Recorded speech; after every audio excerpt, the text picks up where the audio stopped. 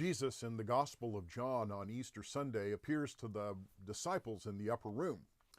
The Gospel's pretty clear about what happens in that moment. He appears to them. He speaks a word of peace to them.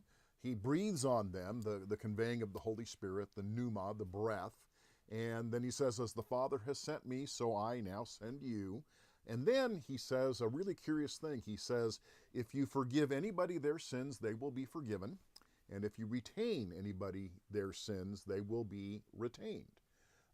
Liturgical traditions have a particular understanding of that, the ability of the ordained to speak absolution, to speak the forgiveness of sins into people's lives is kind of bound up with that understanding of a gift of the Holy Spirit. I see it in a more general sense, a practical pastoral sense. We have a capacity to take our judgment off of people and allow them to thrive in forgiveness, or we have a capacity to retain people in their sins, to continue to treat them because of the things that they have said and been and done in the past, and don't allow room for them to grow in grace. I had a really good friend in Christian college who was something of a mess.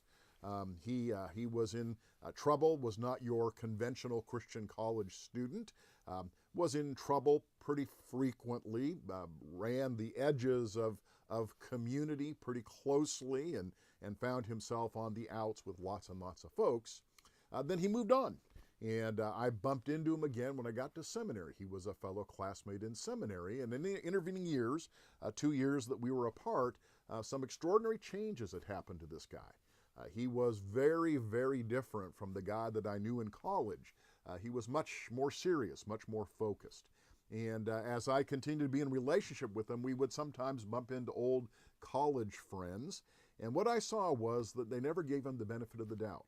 They never gave him the opportunity to show them that he was different, that he'd been changed by grace and forgiveness.